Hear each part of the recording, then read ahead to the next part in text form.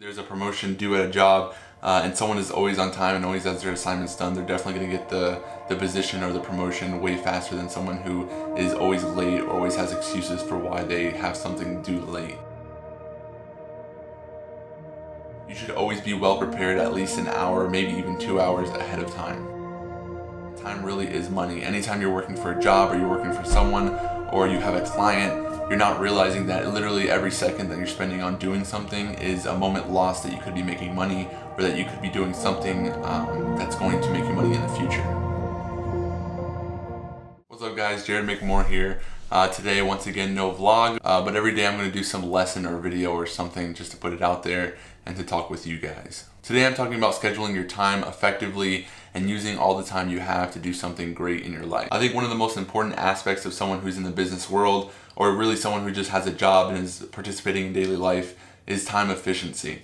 I think more importantly, making sure that you make a statement to people that you're always on time with both yourself and with meetings, but also with assignments and things you have to get done. There's a promotion due at a job and someone is always on time and always has their assignments done, they're definitely going to get the position or the promotion way faster than someone who is always late or always has excuses for why they have something due late.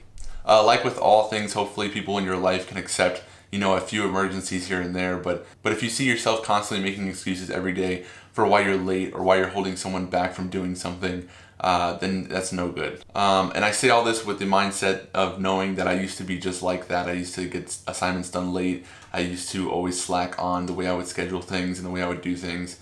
But a lot changed after I came home from AIT, especially with how I schedule my days, how early I wake up to get some stuff done, and how I see preparing for meetings and preparing for things in my life. I think whatever you do, if it involves another person or it involves, a business meeting or having something to do with other people, you should always be well prepared at least an hour, maybe even 2 hours ahead of time. Whenever I'm going into a meeting with, my boss or someone I work with, or even someone I'm interviewing or filming, I always usually try to have whatever I need for that meeting prepared already.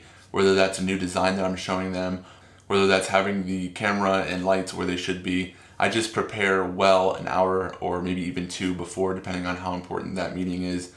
Some may think an hour or maybe even 2 hours is definitely more time than you need to prepare, but I love the saying that you only perform as well as you practice. And if you're not putting the time in to prepare for a meeting or prepare for something, no matter how little it might seem, you're not really putting the time and effort into that meeting, and it's not going to go how you want it. With that being said, I understand that I used to do some of this stuff, and I want to share with you a little bit how I schedule time more effectively and schedule time better now than I used to. Right now, I wake up at 6 o'clock every day, and one of the first things I do is check my Monday.com, which is basically just an agenda app.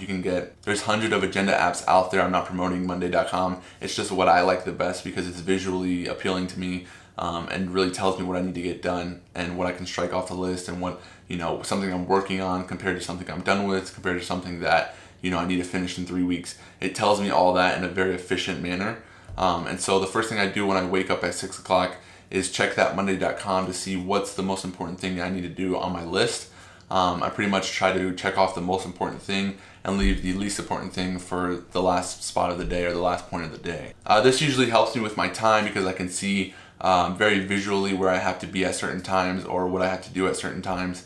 And it just helps me be well prepared for those moments where life is getting in the way, but you also have to be scheduled with your time and realize what you can do for people in certain stretches of time. A lot of people say time is money, but they don't really mean it, and they don't really understand that time really is money. Anytime you're working for a job or you're working for someone or you have a client, you're not realizing that literally every second that you're spending on doing something is a moment lost that you could be making money or that you could be doing something that's going to make you money in the future. That might not necessarily mean that you're actually doing something for a client or you're actually filming or you're actually going out there and doing whatever you do. It could mean that you're sitting home and watching a video about, a tutorial on video editing or a tutorial on whatever you do, however you make money.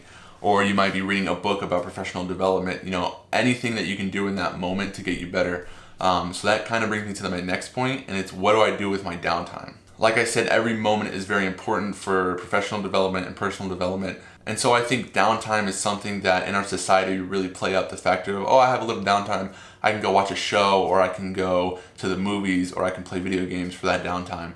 But I really think in my day-to-day I've gotten better at taking that downtime and doing something productive with. Like I said, it may not necessarily be doing a job or doing something important that day, but it could be just developing myself, my skills, and my mindset for how I go forward. For instance, when I watched YouTube, I could be watching Hot Ones, which is a very comedic show and very interesting and entertaining to me. I love that show so much, but I also could be watching, Gary Vee. I could be watching case studies for business. I could be watching so many other things that actually develop my mindset and develop me professionally for what I'm about to do the next day or the next year or the next 10 years. I think that doing something productive in that downtime, no matter what that is, no matter whether that's watching a video, reading a book, or doing something productive in the downtime is just the most important thing that you need to be doing. One of the worst things I feel like for a creative is sitting down to do something and you're starting to do it and you get 2-3 hours in and then life hits and you have to go take someone somewhere, or you have to go eat lunch with someone, or you have to do something, and it sort of breaks up that really creative time that you're having. So what I found is always schedule your creative time for the very beginning of the day or the very end of the day. Most of the time when I'm filming these videos, I'm filming them very early, most of the time when no one's awake, because I hate filming them in the mid-afternoon because I know I have to do so much stuff and people can interrupt me at any moment. Same thing with editing these videos, and same thing with making graphics for the channel or whatever I'm doing. And the same thing on my professional side. Whenever I'm doing something creative that I know I need 2 to 3 to 4 hours to work on, I usually try to schedule it right in the morning when I wake up, or right at the end of the day when I'm about to fall asleep. Also, don't get too hung up. Well, I don't get too hung up, and I hope you don't, in the fact that you should be developing professionally. Sometimes you need to develop relationships, and personal relationships especially, just as much as you need to develop those professional relationships and develop those professional skills. I think spending time with your mom, your dad, your girlfriend, whoever it might be, is just as important as spending time in the professional world, no matter what you really do. The less time you spend with your family, the less time you spend with the people you love, the more that those relationships start to decline in value. I think you get whatever you give, and if you're giving a little bit to the people you love, you're going to be getting back a little bit. So that was a little video about time, guys. I hope you enjoyed, and I hope you took something from it that you can get in your daily life when you're scheduling whatever you have to do. I also hope that you like and subscribe below. Turn on those notifications. As always, they'll help.